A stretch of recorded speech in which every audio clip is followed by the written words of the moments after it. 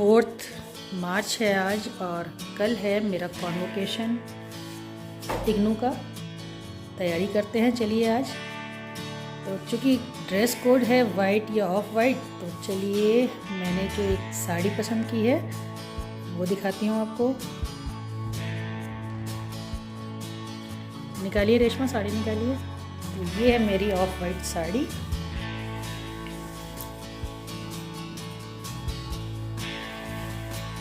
निकालो इसे, पूरा निकालो। ये है मेरी of white sari with golden touch. तो जो कि मैं हूँ बहुत अनाड़ी साड़ी पहनने में, तो मैंने इसमें ये प्लेट्स डलवा ली ताकि मैं आराम से भाग भाग कर स्टेज पे जा सकूँ।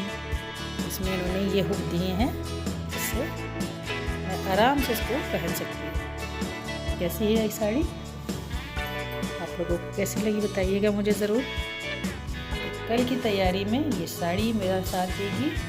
चलते हैं, इसको करते हैं प्रेस। तो ये मैं प्रेस कर रही हूँ और ये मैंने जो प्लेट्स बनवाई थी इसके ऊपर ये इसको जमाना है अच्छे से।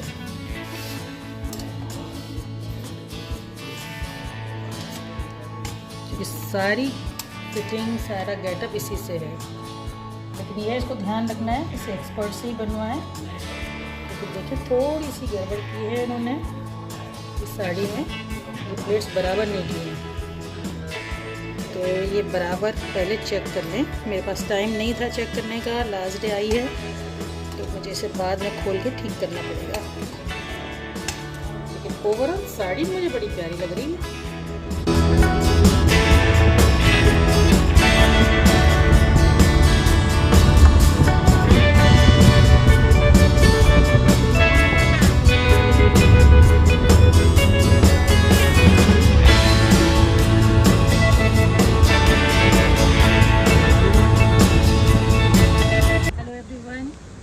आज 38 कॉन्वोकेशन है इग्नू में और आज मुझे मिलने जा रही है मेरी बरसों की जो ख्वाहिश है उसको पूरा करने वाली डिग्री, PhD डिग्री।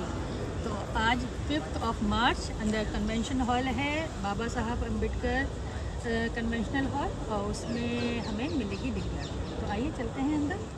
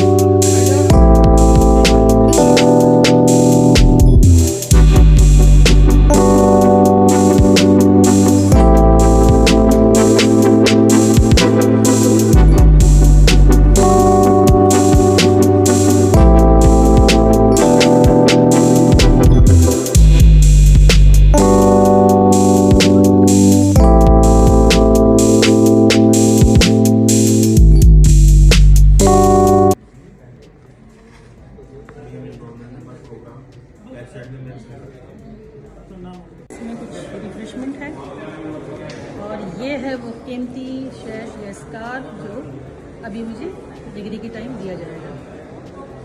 चलिए इसको पहनते हैं।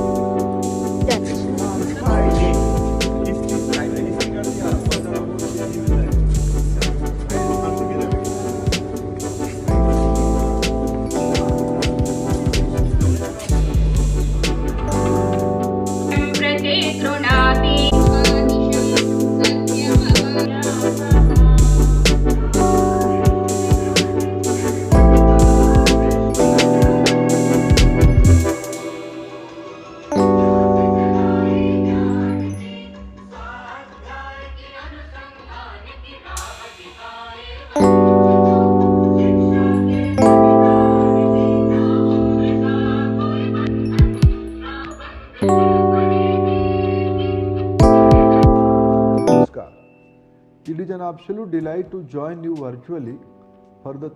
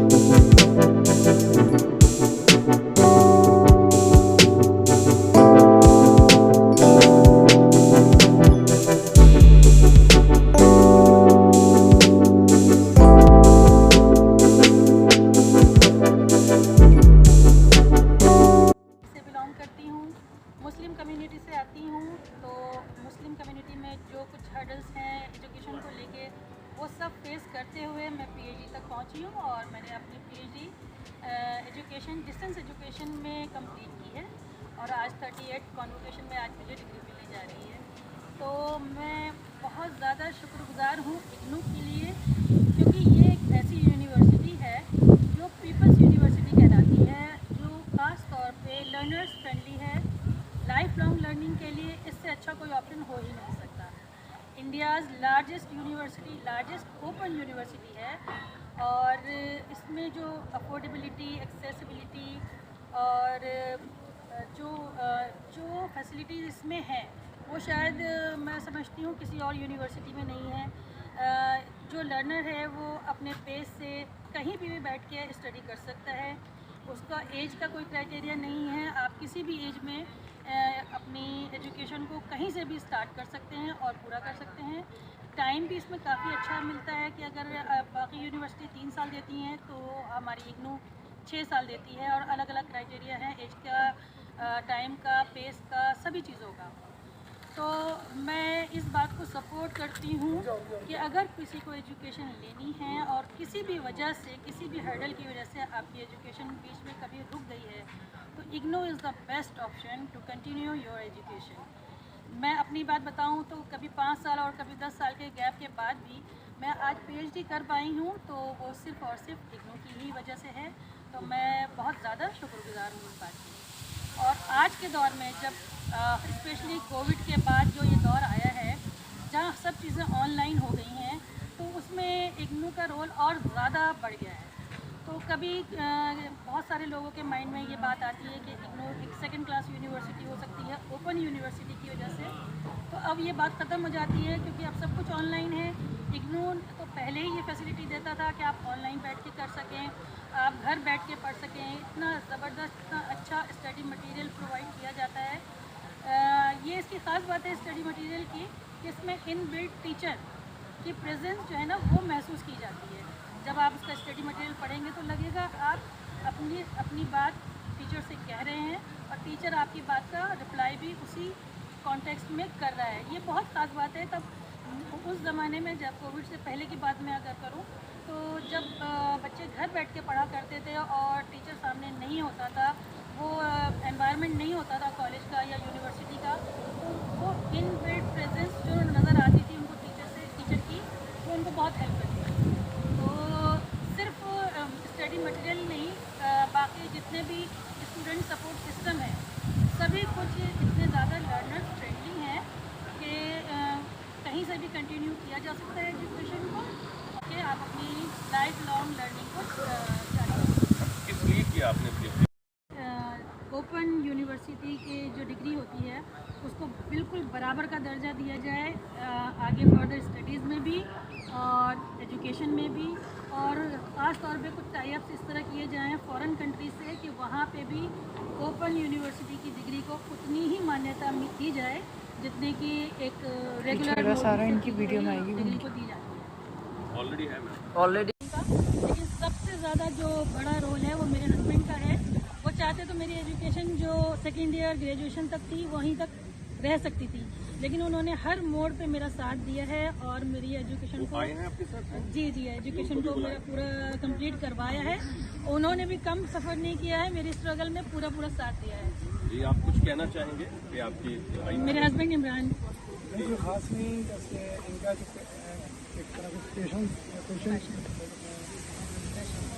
पैशन जो था उसको कंप्लीट करने में पूरी सपोर्ट की है मैंने। तो जब ये PhD करती थी तो खाना कभी लेट मिलता था आपको ऐसा? मैं खुद बना लिया करता। तो आपने तो इस तरह से भी आप कहें कि और पुरुषों के लिए भी कहें कि जब उनकी वाइफ कुछ कर रही हो तो पुरुषों को मदद करना चाहिए। जो मैरिटल लाइफ होती है उसमें दोनों लोग जो होते हैं वो बराबर के एक दूसरे को सहयोग करते हैं, एक दूसरे को सपोर्ट करते हैं। अगर वो सपोर्ट नहीं करेंगे तो फिर वो गाड़ी जो है थोड़ी मतलब डिसबैलेंस हो जाती है। तो ये मेरे मतलब पैशंस को पूरा करती रही मैं इनके, और हम लोग मिलजुल के आज हमारी शादी को 30 इयर्स क्रॉस हो गए। 94 दिसंबर में शादी हुई और 95 में ग्रेजुएशन पूरा हुआ। और फिर इन्होंने बता ही दिया कि मुख्तलिफ डिफरेंट उसके पोस्ट ग्रेजुएशन की, BEd किया और अब जो है PhD करी। तकरीबन 6 साल इन्होंने लगाए। 2018 में एडमिशन लिया था। और आपने भी PhD किया? मैंने नहीं किया। चलो ठीक है, बहुत बहुत मुबारक। Thank you.